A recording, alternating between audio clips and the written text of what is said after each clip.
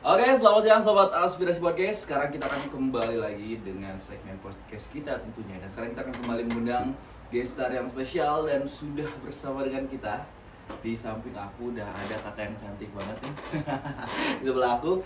Jadi mungkin di sebelah aku sekarang kita akan ngobrol soal banyak hal seputar kembali soal duta. Tapi di sini kita akan khususkan pada sebuah hal yang sebenarnya agak sensitif, yaitu tentang narkoba.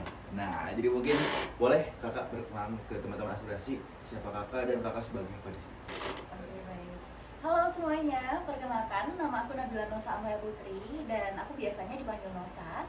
Di sini aku hari ini diundang oleh UB Radio sebagai salah satu podcaster ya kak ya. Dan saya di sini berdiri sebagai Duta Anti Narkoba Kota Malang tahun 2024. Salam kenal. Wih, Duta Anti Narkoba. Nah, berarti Ki, buat teman-teman semua yang buat teman-teman semua yang bandel-bandel kayaknya nonton podcast ini nih, aku yakin teman-teman bakal sadar. Nah, tapi sebelum kita bahas lebih jauh nih kak soal narkoba, soal kegiatan kakak sekarang, kesibukannya apa sih? Karena Bila ini sekarang sebagai seorang mahasiswa. Oke, jadi kesibukan saya kuliah ya kak ya, of course. Soalnya walaupun saya tuh udah semester 7, tapi saya tuh masih ada mata kuliah yang emang perlu diselesain gitu kak di fakultas saya.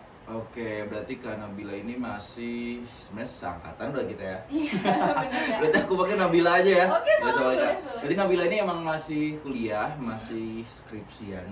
Iya. Oke, kita mulai dari kalau aku teman-teman lihat Instagram Kak Nabila Nosa. Nabila Nosa. Iya. Nosa. Jadi Nosa ini juga dulu aktif di pageant di kampusnya Iya, betul. Kak. sebagai Paduka UM. Yes, betul. Kira-kira sebenarnya awal mula dari ketertarikan itu tuh gimana sih kak? Kenapa pada akhirnya seorang Nabila Nosa memutuskan untuk jadi pageant? Oke, jadi awal mulanya itu dulu berasal dari mama saya kak. Oke, mamanya penduta anti narkoba juga? Bukan. Mama saya tuh kayak tertarik banget gitu kak sama dunia pageant gitu kan. Jadi waktu SMA itu saya sempat didaftarkan di salah satu modeling school. Mungkin teman-teman di sini juga tahu namanya tuh Color Modeling School. Itu emang populer banget di kalangan orang-orang pageant. Dan itu saya tuh didaftarkan waktu kelas 3 SMA kak. Jadi waktu itu saya nyambi UTBK juga sama pageant gitu. Wow, oke. Karena dulu mama saya tuh bilang gini ke saya, kamu ini kayaknya nggak terlalu pinter deh, coba aja kamu terjun di dunia non akademi kayak gitu. Terus saya agak tertampar gitu kan kak, ujung-ujungnya. Terus kayak ya udah deh nyoba gitu. Emang awalnya tuh saya kurang pede kan, soalnya saya tuh kurang tinggi, terus public speaking saya juga masih kurang lah intinya. Tapi sejak ikut itu modeling school, itu saya kayak jadi belajar banyak hal, terus kayak jadi lebih pede. Dan saya itu baru benar-benar terjun ke dunia pageant itu waktu semester 3 kuliah di UM kak. Semester 3 kuliah, tapi dari dulu udah sering ikut modeling kelas? Iya. Oke, berarti semester 3 masuk kampus, kenalah Paduka UM? Iya, betul. Siapa yang memperkenalkan Paduka UM ke Nabila? Ke Nosa? Mama saya. Berarti kayaknya mamanya deh yang pengen jadi Paduka UM.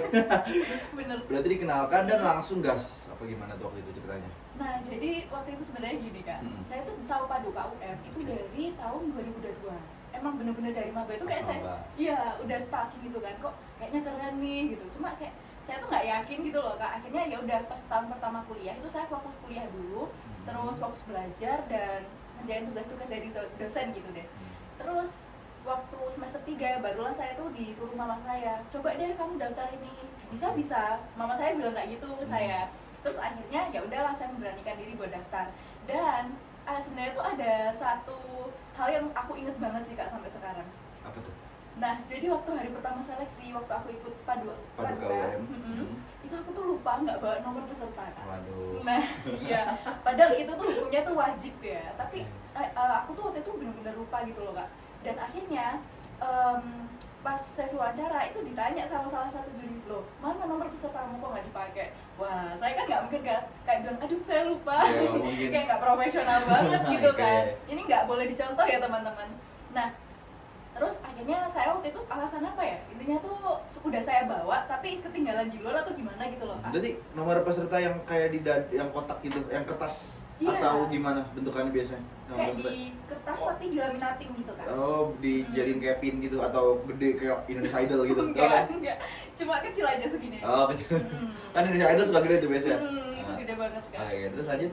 Nah habis itu ya mungkin emang udah rezeki dan jalannya ya kak, ternyata saya keterima gitu di sana Tanpa membawa nomor peserta. tanpa membawa nomor Oke. peserta. Berarti memang terlihat kali sama juri kelebihannya di sana ya. Waduh. Berarti selama kebetulan kalau kakak tahu, jadi ada salah satu pendengar UB Radio itu Paduka UM sekarang apa ya? Namanya Valen kalau tahu. Oh serius kak? Dia tuh Oh. aku pas dulu siaran itu dia sering nonton live TikTok aku. Mungkin sekarang udah jadi belum ya? Si Valen Itu ini ya? kayaknya angkatan baru kak? Iya, angkatan terbaru. Angkatan baru banget. Saya dia anak 24 atau 25 apa ya? 25 kayaknya. Oh, 25 Iya. ya? Waduh, udah tua gitu dia. Oke, berarti dari Paduka UM tersebut kurang lebih berapa lama tuh selama menjalani kegiatan pageant di Paduka UM? Setahun? Sebenarnya tuh cuma setahun kan kak awalnya, tapi karena Paduka UM ini waktu angkatanku itu di rebranding jadi UKM. Oke. Jadinya mau nggak mau kita harus menjabat 2 tahun. Sih berarti sampai saat ini masih 2 tahun ya, masih sampai saat ini. Itu enggak kak, soalnya harusnya udah lengser, cuma ini kan belum resmi gitu, jadi masih menjabat sih. Oh, yang baru belum resmi. Iya. Jadi masih kakak sering Nosa juga masih sering ikut di acara tersebut. Oke, terus pada akhirnya dari Paduka UM tersebut beralih ke dunia pageant lain, yang mana itu adalah Duta Anti Narkoba. Sebenarnya aku tuh suka penasaran apa sih latar belakang pada akhirnya pindah ke bidang anti narkoba, karena biasanya ada latar belakang tertentu. Misal kayak temanku tuh kebetulan duta anti narkoba juga di daerahku, dia itu pengen jadi duta anti narkoba karena ya bisa dibilang keluarganya itu ada yang terkena narkoba, jadi dia punya motivasi buat mensosialisasikan bahwa ini tuh buruk gitu. Nah, kalau misalkan latar belakang dari Nosa sendiri beralih dari Paduka UM yang mana itu duta kampus ke duta anti narkoba, itu apa cerita di balik itu? Kalau itu sendiri sebenarnya niat awal saya itu ya kak ya, itu emang karena gabut kak. Oke. Iya. Gabut. Oke, gak apa, banyak kok yang alasannya gabut, banyak kok, gak masalah. Oke, terus. Oke. Nah, masalahnya waktu itu saya gabut itu gara-gara waktu itu liburan semester kak posisinya. Dan saya lihat tuh, kok ada pendaftaran duta anti narkoba. Terus kalau di Paduka itu emang kita dituntut buat ikut duta lain gitu kak. Jadi nggak stuck di tempat, tapi kita disuruh berkembang terus gitu. Dengan mengikuti bidang lain. Berarti ada yang selain bidang anti narkoba dong teman-teman Nosa? Iya, banyak banget kak. Oke lanjut. Berarti tadi dari buka HP, kalau dari disuruh Paduka UM terus gimana? Nah, terus akhirnya saya mikir lah, itu kan saya juga nggak mungkin kan karena gabut terus daftar gitu, pasti pikir dulu lah. Itu saya mikirnya kayaknya ini relate deh sama jurusanku, kan aku bimbingan konseling nih. Terus kalau misalnya aku ikut ini, kayaknya aku bisa ngasih impact lebih banyak lah buat orang-orang, bisa semi mengajar juga gitu kak, karena emang magangku itu kan semester 6 kan ya. Jadi begitu aku ikut duta anti narkoba ini, aku jadi apa ya, kayak ngetes duluan lah kemampuan ngajarku ini gimana, terus gimana sih kalau misalnya aku berhadapan sama orang-orang banyak gitu kan. Oke, tapi waktu itu sebenarnya ada ketakutan nggak sih dengan bidang narkoba ini? Karena nggak tahu ya, di bayanganku itu ketika ada kata narkoba tuh ya hal yang buruk banget lah jelas, dan ketika ada duta anti narkoba berarti kan dia harus siap buat menghadapi hal itu, dia harus jadi istilahnya yang terdepan buat ngasih tahu kalau narkoba itu buruk. Ada ketakutan nggak kayak karena ini narkoba gitu? Lebih ke itu sih kak, menurutku rasa takutnya itu kalau kita nggak tahu kak. Kalau misalnya kita nggak tahu terus ditanyain orang kan ya malu juga gitu ya, kayak ih kamu ini duta tapi aku nggak tahu, terus buat apa titlemu itu. Lebih ke ketakutannya seperti itu sih kak. Soalnya menurut saya sebagai seorang duta tentu kita itu bisa untuk memberikan informasi kepada orang-orang. Kalau misalnya nggak tahu ya coba buat research atau baca gitu. Itu sih kak kalau ketakutan aku sendiri. Oke, berarti memang ketakutannya karena nggak tahu pada waktu itu. Terus akhirnya itu seleksi berarti kurang lebih berapa lama tuh seleksi menjadi duta anti narkoba? Kalau untuk seleksinya tuh sebenarnya nggak begitu lama sih kak. Kalau nggak salah waktu itu ada 2 tahapan. Dan itu ya kayak langsung ditentuin gitu finalisnya tuh siapa. Kayak ada tes tulis, terus tes wawancara kayak gitu kak. Oke, berarti kalian tuh sebenarnya selama menjalani tahap tersebut juga diajarin soal narkoba itu? Atau gimana? Sebenarnya kita juga sempat kayak dapat materi-materi tentang narkoba gitu sih kak. Nyicipin juga? Enggak? Oh enggak, enggak. Waduh itu bahaya ya. Kaget ya, kaget. Ya kan nggak ada yang tahu ya, siapa tahu. Tapi nggak tahu. mungkin sih, nggak mungkin. Masa iya terkena tuh. Oke, berarti emang diajarin juga tuh soal mungkin macam-macam narkoba, jenis-jenis narkoba segala macam. Kita jadi kayak dikasih tahu gitu kak. Kayak misalnya narkoba itu ada berapa golongan, terus apa sih bedanya narkoba sama nafsa kayak gitu kak. Oh, Oke, berarti itu tapi sebelum terpilih atau setelah? Setelah, kalau kita udah jadi finalis baru dikasih materinya. Oh, berarti, nah tapi waktu itu persaingannya ketat gak menjadi duta anti narkoba itu? Wah, kalau kata saya sih iya ya. Oh iya, berarti lumayan banyak waktu itu orang yang daftar ingin jadi duta anti narkoba. Berarti dari total berapa orang, ingat gak pesertanya waktu itu? Kalau seingat saya tuh nggak salah ada 80-an. Wow, Iya. sampai jadi 16. Cuma 16 aja. 16 dan termasuk Kanosa itu. Itu komposisinya tuh berapa cewek berapa cowok sih di duta anti narkoba itu? Sama aja sih kak, kan ada 16, berarti Oh, berarti 8. 8 cowok, 8 cewek dan berpasangan gitu. Iya betul kak. Oke, berarti udah nih kepilih. Itu di tahun 2024. Yes, betul. Menjadi di bulan, ingat gak? Bulan Juni. Bulan Juni. Iya, grand finalnya. Itu lagi liburan gak sih harusnya? Iya, benar kak, Oh, liburan bener. semester. Tapi kan Nosanya orang Malang tapi? Orang Malang. Oh, pantas. Iya. Oke, berarti terpilih nih di bulan Juni menjadi duta anti narkoba. Ingat gak tugas pertama waktu itu sebagai duta anti narkoba itu apa? Tugas pertama ya. Kalau nggak salah itu waktu itu saya disuruh ke sekolah, tapi saya jadi official sama kayak Kak Nana. Oke. Jadi official buat sosialisasi Iya betul. terkait dengan narkoba. Oke, tapi berarti tugas pertama untuk melakukan sosialisasi ke anak-anak. Tapi ada gak tugas paling sulit? Soalnya entah kenapa di pikiran aku tuh duta anti narkoba itu sosialisasinya nggak cuma soal ke SD, tapi mungkin ke lapas gitu-gitu. Tapi pernah gak ada tugas-tugas yang sulit sebagai duta anti narkoba? Kalau tugas sulit sih so far belum ada ya kak ya. Mungkin karena aku juga enjoy kan sama orang-orangnya. Terus gimana kita tuh menghadapi orang-orang baru gitu kak. Kalau sulit sih mungkin waktu aku ada sih waktu itu pengalaman di CFD sama teman-teman. Oke. Iya. CFD. Jadi kita tuh kayak disuruh ngedukasi orang-orang random aja gitu kak. Jadi kayak misalnya ada orang lewat nih, itu tiba-tiba kita tanyain, kak tahu nggak narkoba itu apa gitu. Oh, berarti Iya. nge-edukasi orang random. Betul. Terus ternyata pas edukasi ketemu orang yang pengguna gimana ya? sempat ketemu Oh, kak. serius? Sempat ketemu Wah, kita. seru nih. Gimana cerita. Tapi ini aku Kok- ceritain seingetku ya kak. Iya, kok bisa tahu dia pengguna? Sebenarnya itu bener-bener random sih kak. Oke, gimana? Waktu itu kita tuh kalau nggak salah pakai SAS ya kak ya. SAS tuh Ini. Oke. Nah, terus kita tuh notice salah satu bapak-bapak tuh, kita tanyain, bapak kira-kira paham ya tentang narkoba? Lah kok di sini orang itu malah cerita kalau dulu tuh saya juga pengguna. Waduh, terus saya kayak waduh. Ngajarin sepuh. Ngajarin sepuh ya jadinya ya. Jadi kita Ngajarin diajari sepuh. kayak gitu. Oh, tapi dia berarti ayah udah enggak Udah lama banget. atau nggak tahu. Enggak, itu nggak tahu lagi. Berarti memang udah waktu itu kaget gak atau gimana tuh lihat dia ternyata. Tapi apa yang kamu dapat dari cerita dia? Itu sih intinya tuh kayak ya yang jelas narkoba itu nggak baik ya. Orangnya cerita sendiri kalau misalnya habis pakai narkoba itu orangnya tuh kayak ngerasa beda lah hidupnya dari sebelumnya gitu. Oh, berarti memang menghancurkan hidup ya. Betul. Tapi pernah nggak sih kalian itu sebagai duta anti narkoba melihat langsung pengguna yang memang lagi, maksudnya kayak kan kalau yang tadi udah alumni ya, mungkin efeknya udah hilang. Tapi kalau lihat di TikTok tuh suka ada yang kayak pengguna narkoba itu yang karena masih menggunakan dia udah kelihatan gitu mukanya. Pernah nggak ketemu yang kayak gitu? Kalau itu sih alhamdulillah masih belum ya kak ya, dan Oke. semoga nggak ada sih. Oke, lo nggak ada berarti belum ya sejauh ini. Belum. Karena aku suka penasaran apakah bener nggak sih orang yang menggunakan narkoba tuh kayak kalau lihat di TikTok kan mukanya suka jadi hancur gimana segala macem.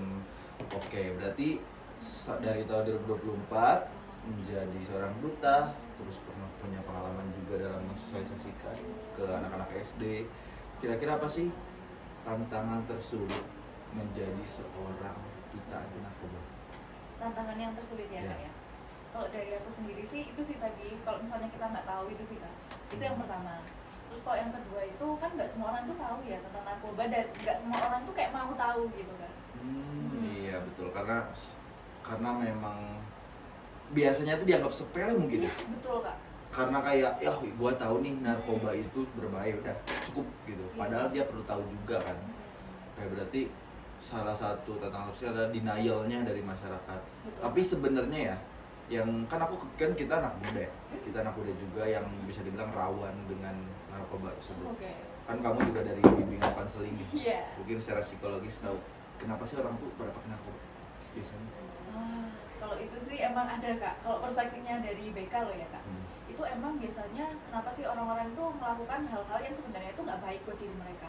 Kalau di BK tuh ada yang namanya tuh kayak irrational belief, Terus kayak distorsi kognitif gitu kak. Mereka tuh mikir kalau apa sih gunanya aku tuh hidup di dunia ini gitu, apa sih gunanya aku kalau di dunia ini tuh nggak bisa seneng gitu kan. Dengan mereka menggunakan narkoba itu mereka tuh kayak lebih ngerasa seneng walaupun itu cuma halusinasi gitu kak. Jadi emang ada distorsi kognitifnya sih.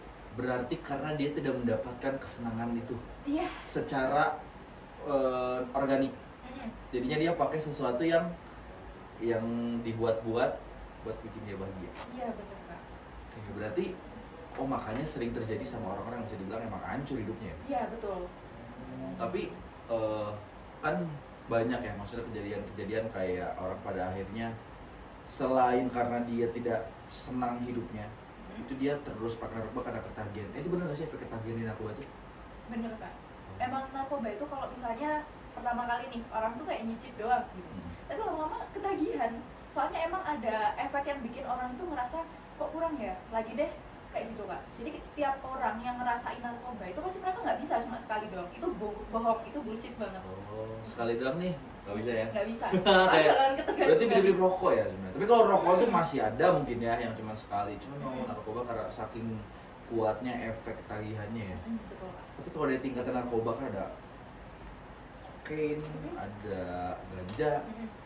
Itu kita gini deh, kita ngobrolin soal ganja deh. Oke, boleh. Karena gini, karena aku tuh sering lihat podcastnya Panji Pragiwaksono yang dan beberapa orang yang bisa dibilang sedikit terlihat melegalkan ganja. Mungkin suka denger ya aksi-aksi pelegalan ganja, karena mungkin di luar itu dipakai gitu. Itu kalau pendapat dari kakak gimana? Kalau dari aku ya kak ya. Sebenarnya ya pasti tidak melegalkan. Tapi maksudnya kenapa ganja itu masih bisa ada orang yang mau melegalkan gitu? Kalau di Indonesia aja ya.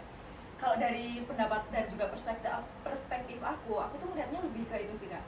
Kan budaya kita di Indonesia sama orang luar negeri itu of course beda banget. Yes, ya. Masalahnya orang luar negeri ini kalau misalnya misalnya disahkan suatu undang-undang tentang ganja gitu. Nah penduduknya ini masih bisa gitu kak menaati peraturan gitu kan, dan itu pun jelas gitu loh tujuannya itu buat apa ya, buat pengobatan, bukan buat dikonsumsi sehari-hari gitu kan. Beda ya kalau sama warga Konoha gitu ya kayak kita nyebutnya ya. Warga Konoha, oke berarti kenapa di Indonesia dilarang tuh karena mungkin masyarakatnya kayak di Konoha ini kenapa dilarang karena mungkin masyarakatnya seperti itu ya. Tapi kalau secara zat emang ganja itu yang paling rendah apa gimana? Oh, justru ganja itu nomor 1 kan, wow. Yang paling nggak boleh. Serius? Kalau nomor pertama dibanding kokain? Sama kalau itu. Sama? Iya, kokain, heroin, sabu-sabu. Sabu-sabu. Oh, itu di level 1. Kalau level 2? Level 2 morfin kayak gitu kak. Morfin. Kalau misalnya aku minum obat kebanyakan terus akhirnya aku jadi gila, itu aku termasuk mengkonsumsi narkotika juga nggak? Iya, termasuk kan. Oh iya, aku ditangkap dong. Waduh, tapi kalau misalnya overdose itu kan beda cerita ya kan ya. Itu beda cerita. Soalnya kan emang ada beberapa golongan narkotika atau psikotropika itu yang masih aman lah buat dikonsumsi. Gitu. Kalau misalnya overdosis ya mungkin gejalanya penyakit aja. Oke, tapi tadi ganja mana level 1 ya? Iya. Tapi kalau yang paling merusak itu apa? Di antara level 1 itu? Sebenarnya yang pernah didapat, materi yang pernah didapat dari Nosa gitu? Kalau dari aku sih semuanya sama-sama ya kak ya, sama-sama merusak. Jadi emang nggak ada yang paling merusak itu yang mana, karena semuanya itu masuk ke golongan yang pertama yang paling berbahaya. Oh, ada kokain, heroin, sabu-sabu, ganja. Nah, terus pertanyaannya lagi nih, yang mungkin bikin aku bingung juga adalah kenapa barang-barang ini tuh masih ada? Maksud aku kayak, aku nggak tahu ya apakah ini tuh buatnya susah atau enggak sih sebenarnya narkoba itu. Mereka buatnya susah atau enggak, dan kenapa barang-barang itu terlihat mudah gitu buat disebarkan, terutama di kalangan anak muda yang memang pasti di tempat-tempat gelap ya. Apakah emang mudah membuatnya atau gimana? Nah kalau dari pengetahuan aku ya kak ya kalau narkoba itu emang ada kayak tempat produksinya gitu kak. Jadi kita nggak bisa bilang itu gampang, tapi nggak bisa bilang itu susah juga gitu. Cuma kalau dilihat secara kasat mata ya kelihatannya gampang, soalnya tinggal nyata-nyata obatnya aja gitu kak. Berarti karena emang ada tempat produksinya. Kenapa pada akhirnya tempat produksi ini tidak hilang, tidak digerebek atau gimana? Karena berarti jago berarti kalian. Nah itu masalahnya, tempat produksi ini nggak selalu di tempat yang sama kak, selalu pindah-pindah. Jadi kalau misalnya ada satu pengedar yang ketangkep, itu langsung dikabari ke tempat produksinya gitu kak. Jadi dia langsung pindah tempat gitu. Jadi kayak main kejar-kejaran sama polisi gitu. Iya benar Kak. Pindah ke posisi ini, posisi itu, cuma buat produksi narkoba. Dan Iya. karena memang untung sih sebenarnya secara bisnis ya. Untung banget Kak. Karena cuma buat segini berapa juta gitu. Betul. Oke, berarti emang karena ada tempat produksinya ya. Nah, terus pada akhirnya kenapa sih orang itu susah lepas dari narkoba? Kenapa orang susah lepas dari narkoba ya? Karena Selain karena efek ketagihan. Karena mereka itu udah merasa itu sih Kak. Orang kalau misalnya udah kebiasaan konsumsi narkoba, mereka itu bakalan merasa nggak baik sama kondisi tubuhnya. Pikirannya langsung kacau. Jadi kayak apa ya? Orang itu tuh udah ketagihan dan pasti susah gitu loh kalau buat melepasnya, karena emang efek obatnya itu bakalan bikin dia tuh merasa sakit kalau nggak konsumsi. Bakal bikin sakit malah. Iya, bakalan bikin sakit dan juga kayak mikir kayaknya aku nggak bisa lepas dari narkoba gitu. Nah, biasanya tuh sebenarnya tahapan-tahapan dalam bukan pencegahan ya, lebih ke after dia menjadi seorang pengguna tuh biasanya apa aja sih mungkin yang kamu tahu? Masa Tahapannya ini maksudnya jadi dari orang dari kan biasanya ada rehab tuh, yang gitu. Itu biasanya diajarin apa aja, pada akhirnya dia bisa bebas dari narkoba itu apa aja tahapannya biasanya? Oh, oke. Jadi buat step yang pertama, of course kalau misalnya ada orang yang udah terbukti pakai narkoba, itu kita laporkan dulu ke IPWL Kak. IPWLK, oke. IPWL itu instansi penerima wajib lapor di BNN. Itu kita laporkan dulu. Terus kalau emang dia udah parah, dia itu bakalan direhab. Nah, direhabnya ini diapain aja sih? Nah, of course pasti dokternya ini bakalan meriksa dia gitu. Apakah ini udah tingkat yang parah banget atau masih bisa oke lah, masih bisa sembuh gitu. Karena kalau misalnya ada orang yang udah parah banget, dia tuh malah justru dikasih narkoba dulu Kak. Karena nggak segampang itu buat lepas. Karena dia sakit ya? Iya betul. Jadi kalau daripada sakit ya dah, gua kasih tapi pelan-pelan dengan dosis yang mungkin lama-kelamaan jadi hilang. Iya berkurang. Oh, baru tahu. Berarti ada yang di tingkat itu ya? Iya. Kalau yang di tingkat tidak parah, mereka tuh diapain? Nah, kalau yang di tingkat nggak parah itu mereka ya tetap diperiksa sama dokter sih Kak. Okay. Cuma biasanya ada orang itu yang langsung di penjara gitu. Nggak untuk rehab. Jadi sebenarnya sempat direhab tapi langsung ya masuk penjara, soalnya kan orangnya udah nggak kenapa-napa tuh. Tapi kalau emang lebih expertnya lagi, itu tuh kalau direhab itu kan nggak semata-mata langsung masuk penjara gitu kan Kak. Tapi ada yang namanya tuh sesi konseling Kak. Nah, biasanya orang-orang yang udah kena narkoba ini, mereka tuh kan ketagihan. Terus mereka itu ya udah nggak bisa lepas gitu dari narkoba. Itu mereka biasanya dapat sesi konseling khusus biar mereka itu sadar kalau kamu tuh tanpa narkoba itu juga nggak kenapa-napa loh, kayak gitu. Begitu. Tapi mereka bakal tetap masuk penjara setelahnya. Iya. Oh, kasihan juga. Soalnya hukum ya tetap hukum gitu kan. Iya sih bener ya. Tapi urutannya penjara dulu atau rehab? Rehab dulu atau penjara? Rehab dulu. Rehab dulu. Rata-rata berapa bulan sih yang tidak parah deh? Kalau itu kurang lebih berapa ya? Mungkin kurang dari setahun atau lebih dari setahun bisa sih Kak. Wow, berarti sesusah itu ya? Iya. Buat ngasih paham mereka. Tapi kamu pernah ada pengalaman nggak langsung ke lapas? Belum pernah berarti ya? Belum pernah Kak kalau itu. Berarti kayak langsung, kan kamu kebetulan bimbingan konseling Iya. juga ya, jadi bisa pas. Oke, kalau misalkan di kalangan masih pemuda atau SMA, anak SMP, SMA, mereka masuk penjara gak kira-kira? Enggak Kak, soalnya kan kena itu kalau nggak salah undang-undang buat perlindungan anak di bawah umur kan. Oh, Masih belum legal soalnya. jadi rehab doang mungkin Iya, ya? tapi rehabnya ya lama gitu. Oke, nah, dan kita kan sebenarnya Gen Z sebenarnya kita Gen Z dan aku tuh merasa kayak emang lumayan ngeri ya, Iya. banyak banget. Apalagi sekarang sosial media, kayaknya orang bisa jualan tapi dibalut dengan Iya. hal-hal lain. Betul. Itu gimana sih kok bisa ada orang tuh jual narkoba dibalut sama permen? Kadang kan Iya ada. itu ada. maksudnya kok bisa gitu? Atau ceritanya gimana bisa kayak gitu? Sebenarnya itu sih Kak, saya tuh kan sempat baca juga kan kayak di berita-berita, terus kayak di sosial media. Kenapa sih kok bisa ada orang itu yang bisa memperjualbelikan secara bebas tanpa ketahuan hukum? Itu ya karena mereka itu pinter banget Kak strateginya. Jadi mereka tuh harusnya kalau punya strategi yang seperti itu ya harusnya itu masuk buat ke Fakultas Ekonomi dan Bisnis kayak atau merencanakan bisnis yang halal gitu ya kayak. Tapi mereka tuh mungkin saking pinternya akhirnya dibalut dan banyak orang yang ketipu gitu Kak. Oh, berarti dibalut dengan si barang-barang yang lain gitu. Iya. Sana aku pernah tuh yang kayak di berita tuh udah jadi dimasukin ke permen, dimasukin ke ciki-cikian. Iya. Jadi pas orang beli ya itu ciki. Iya, Tapi pas jual narkoba. Oke, berarti orang-orang yang jahat ini pinter ya. Iya pinter banget ya.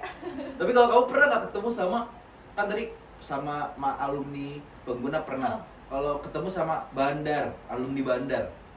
Kalau bandar, tapi ini waktu kejadiannya waktu saya SMP sih. Oke, SMP, gak apa-apa, berarti emang udah ini kali ya? Udah ada radar. Udah ada radar ya, gimana cerita itu, menarik tuh. Jadi itu waktu saya SMP, kalau nggak salah waktu saya kelas 8 itu kan tiba-tiba tuh ada kasus yang viral gitu di sekolah saya.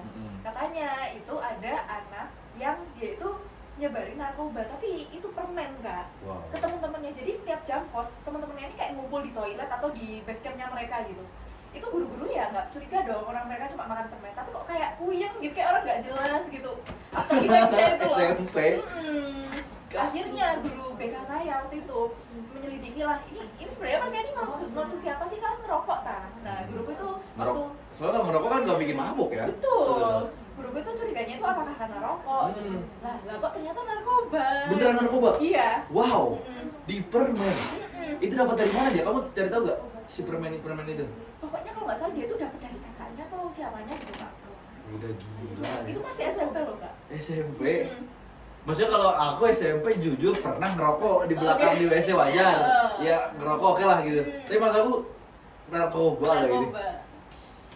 Narkoba. Dan itu dibentuk permen ya? Iya. Kamu minta satu. Enggak dong.